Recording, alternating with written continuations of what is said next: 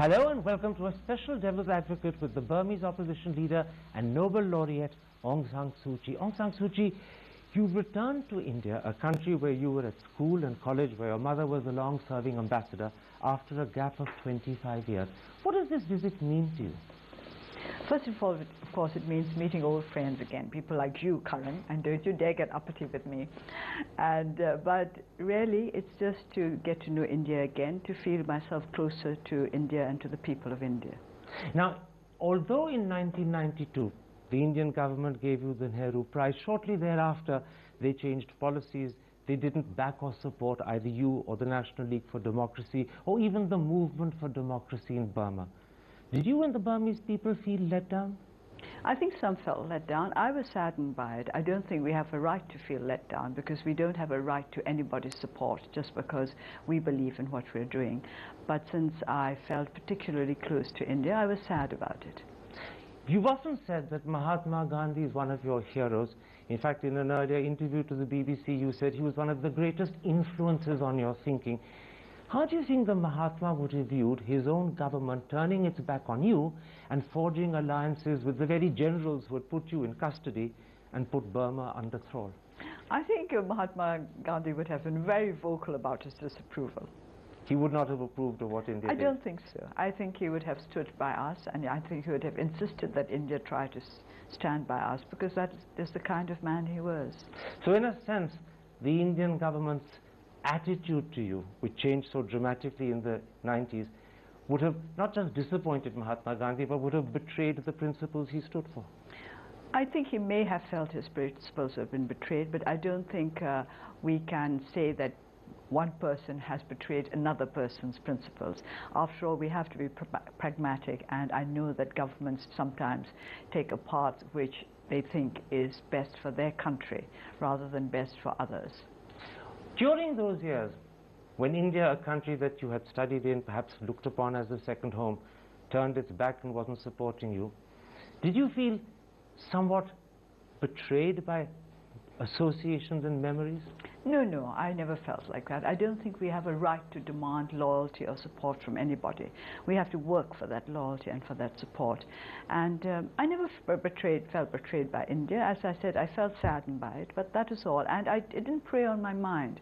There were many other things we had to think about, and there were many quarters of the globe from which we had to try to get support. Is that breach with India now forgiven, or is it just something that you've put aside? It was not a matter of something that I needed to forgive. Who am I that I should forgive or not forgive India? After all, one must be grateful and appreciative of all support that one gets. And as I said earlier, we have no right to expect it. What about the sadness? Is that now over? Has this visit, in a sense, helped heal the sadness even there didn't last too long. I was saddened for a while, then I accepted that that was part of life, and it didn't in any way mitigate my fondness for India and the people of India. So that fondness remained despite the fact Well, of course, because I have many Indian friends, and I look upon India as a friend. It was then the friendship with individuals that sustained the relationship? Not just that. It was not just friendship with individuals. It was just also the links between the two countries historically, and the belief I had that we had many shared values, and these would assert themselves at the right time. Let's come to developments in Burma. Since the elections of 2010, the pace of change has surprised many people. But is it irreversible, or could things still go tragically wrong? There are two sides to your question. First of all, you were talking about the pace of change. I think people are concentrating too much on pace. Rather than speed, they should make sure that there's a proper structure to the reform. And as of whether or not it is irreversible, of course everything is reversible. After all, don't forget that Burma was a working democracy when the army coup in 1962 took place. So I think it's too facile to say something is reversible or irreversible.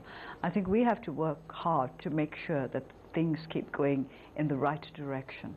You said that one should concentrate on whether there's a proper structure to the reforms. Is there a proper structure? I'm not aware of it, if there is. I feel at the moment that it's all very ad hoc.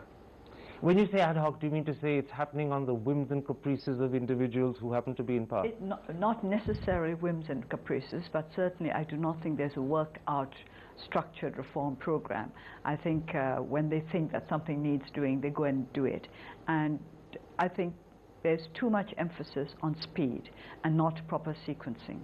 What are the sort of things that need to happen to ensure that Burma moves steadily and progressively towards a full democracy that at the moment aren't happening? Well, what is very obvious is the Constitution.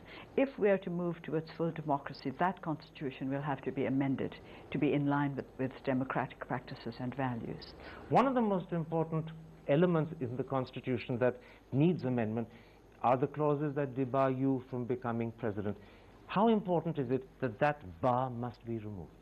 It's important because no constitution should have been written with one person in mind, and that's what I object to basically about these provisions, meant to keep me out of the running, as it were.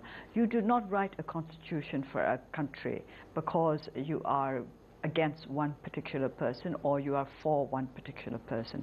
That is not the way you write the constitution of a country. Elections are, of course, now about 2.5 years away. They happened in 2015. How confident are you that the amendments in the Constitution that you want, and in particular this one that bars you from becoming president, will actually happen? This is not, of course, the most important bit of the Constitution that needs to be amended. There are other sections which prevent Burma from being a working democracy. So I think all of these need to be amended if we want the 2015 elections to be free and fair. The elections may be free, but unless there are the necessary amendments, I don't think we could say that they would be fair. Now, I imagine that you've been discussing these potential amendments with the authorities in power. What sort of response do you get from them? Are they willing to accept that these have to happen, and are they willing to do it between now and 2015, or do you sense resistance? When you talk about discussing with the authorities, certainly I haven't discussed it with the government, with the cabinet, if you like, directly.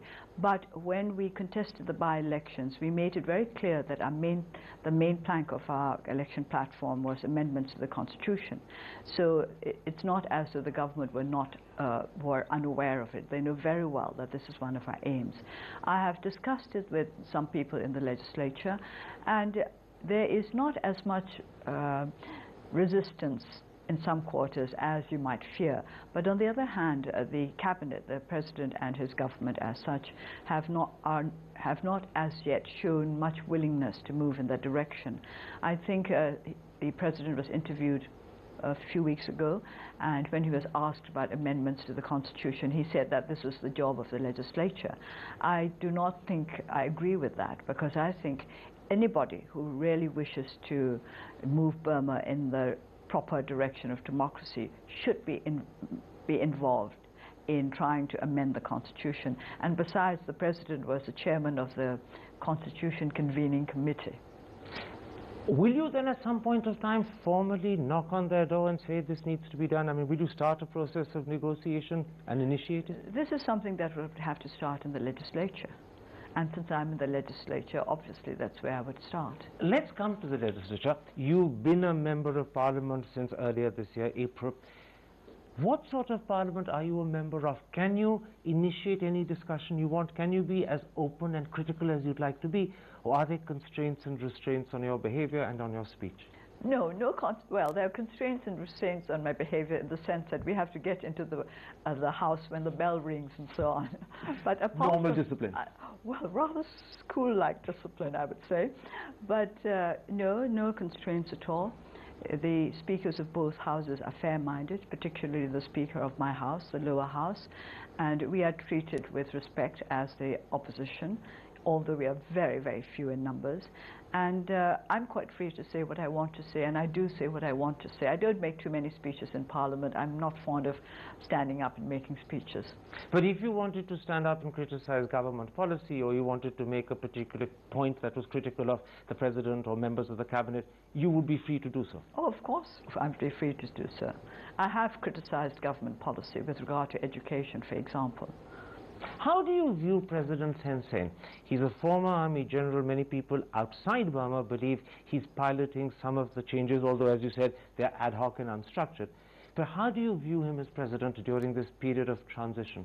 I do not know him very well personally, and I think that what we need during this period of transition is perhaps more decisiveness and to be able to structure the reform process, as I said earlier, because reform is always difficult as it is, and if it is unstructured, then we would find that we may not be moving in the direction in which we should be going. You know, you say you need him to be more decisive. Is he less than decisive because he's not his own man? Is he being, in a sense, manipulated and moved by the army behind him?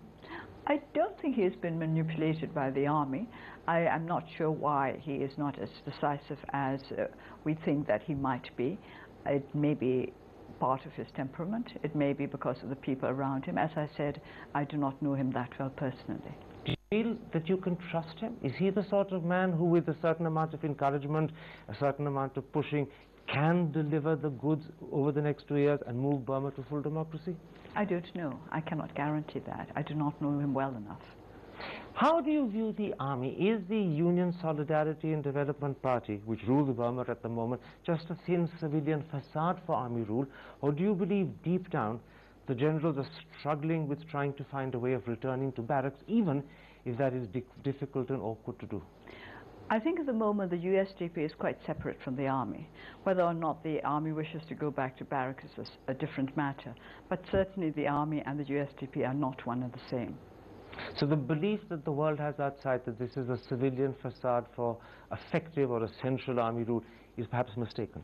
Well, no, because the Constitution gives the military great power over the civilian government.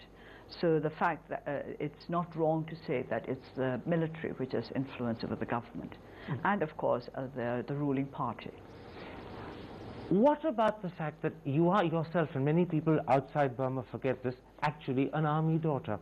Your father, the great General Aung San, is the hero the army still reveres more than any other. And yet this army kept you under house arrest for almost 16 years.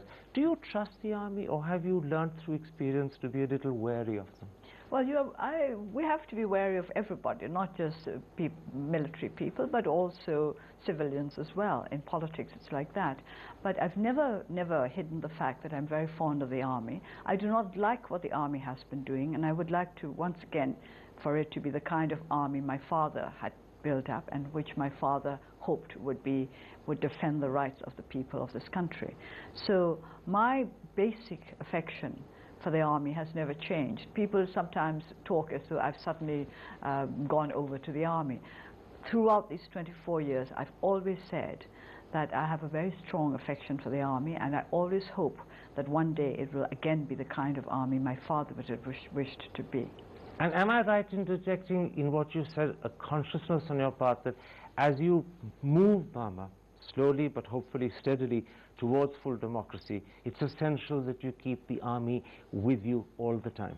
Of course. Let's be practical. It's because of the army coup back in 1962 that we lost democracy, and the powers of the army, the military, over the civilian government are woven into the Constitution. So it's only with the willing cooperation of the army that we can move Burma along the right path to democracy without violence. So do you maintain informal relations, perhaps backdoor relations with essential generals, so that from time to time the assurance I don't have any backdoor, front door relations with them as yet. I wish I did. You'd like to have them? Of course. I mean, the only way you can understand one another and the only way you can work together is to get to know one another. If all goes well, and the amendments to the Constitution that we're talking about, in particular the amendment that debars you from contesting for the presidency, are removed between now and 2015, would you stand for the presidency, or do you have a certain hesitation in taking that final step? No, I don't have any hesitations. I think we mustn't be pusillanimous if we're in politics. What is democratic politics about if we don't try to win for our party? And if my party wins, obviously I would like to be the leader of that party, which means the leader of the government. So today Aung San Suu Kyi is a full-fledged politician. Now, Karin, I'm very glad you made this remark, because I keep asking, what have I been the last 20 years if not a politician? Absolutely. Today you come to India When the world is concerned about the sectarian or communal violence happening in Rakhine State between the Rohingya Muslims and the Buddhists, how do you view what's happening there? Well, first of all, it was coming. About more than 10 years ago, I said that if something was not done about the porous border, there was going to be trouble. There's too much coming and going. The immigration authorities were corrupt. The border was not properly patrolled. So Bangladesh claims that people come over from Burma, and Burma claims that people come over from Bangladesh. Everybody's pointing fingers at everybody else. And then since the trouble started a few months ago, I said that the first thing to do is to establish rule of law. There must be rule of law. Violence must come to a stop. But enough action was not taken. So the violence escalated, and now it's got to the stage when the communities hate one another and do not wish to live near one another. This is terrible. And that kind of communal hostility takes time to heal. So we have to concentrate on law and order, make sure that everybody is secure. Until people are secure, they will not be prepared to talk to one another and to work out a long-term solution. Now, recently reports on the BBC, and there were several of them, suggested that Burmese security forces were standing by and not intervening when the Rohingyas were being attacked. Some reports even suggested that the security forces themselves had participated in attacking the Rohingyas.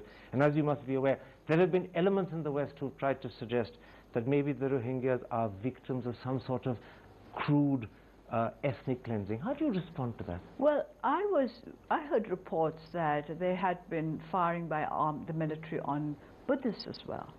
And a couple of days ago we saw on the internet a piece of news that there had been clashes between the military and armed groups, but we were not quite sure whether these were Muslims or Buddhists. It could be either. The whole situation is very fluid. I do not think that we could say that ethnic cleansing is the issue here. I think it's prejudice. The whole situation managed very badly, so that both communities are highly suspicious of one another. And while the Muslims on one hand feel that there's ethnic cleansing been carried out against them, the Buddhists on the other hand feel that they're going to be wiped out in their own land. Now, last week you issued a statement calling on the government to send more forces, more troops to Rakhine State. Yet, as you know, elements of NGOs, elements of human rights groups have criticized you for what they call your circumspection and your silence. Sometimes people have said Aung San Suu Kyi doesn't speak out because she's scared of alienating the Buddhist clergy. Sometimes they say you're scared of losing votes in the rest of the country. Are they being unfair when they criticize you in this way? Oh, they're quite free to criticize me. I'm not going to change my stand simply because they criticize me. I do not think that it would be right to take sides, because both sides have problems, and both sides have justified complaints to make, and I'm not going to take sides. If I were to support one community, the other will hate it much more. It's not me that they will hate. They can hate me, that's all right. That's part of politics. If you don't want to be hated by anybody, then you'd better not get into politics.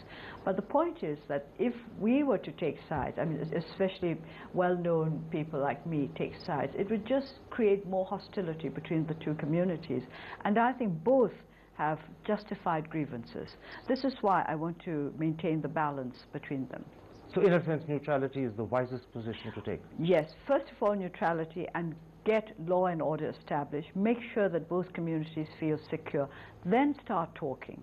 Then both communities will be in a position to look at themselves as well, not just looking at the other side and blaming them for everything that goes wrong. Let's come finally to you yourself. You spent almost 16 years under house arrest, separated from your husband Michael, unable to meet your own sons Kim and Alexander. In fact, even when Michael was dying of cancer, you weren't able to go and be with him for fear that they wouldn't let you come back to Burma. Did you surprise yourself with the fortitude and resolve with which you took all of this? No. Do people actually surprise themselves? I mean, if people are surprised by themselves, then obviously they haven't taken time to get to know themselves properly. You always believed that you had that inner strength and resolve in you? I didn't think of it as an inner strength. I just thought of it as the way I chose to go. There was something that you said in your Nehru Memorial lecture yesterday that struck my attention. You said, the ones who make the real sacrifices are the ones who let us go free to keep our secret trysts with destiny. Were you suggesting there that although the world has applauded your sacrifices, perhaps the real sacrifices were made by your husband Michael and your sons Kim and Alexander? I was referring to my family in particular. I was referring to the families of all activists, families and friends, the ones who were supportive through all the years when we decided that we were going to stick to our principles and we were going to live on for our cause, come what may. And it was the families who had to be extremely supportive and extremely self-sacrificing. You know, when you left Oxford in the late 80s and went to Burma, your two sons were barely teenagers. In the next 20 years, they've grown up, they've become adult men, they've got families of their own. Yet you were absent during that entire period. Is that something that you regret? No, regret not. I felt sorry because I think it's very normal for parents to want to be with their children.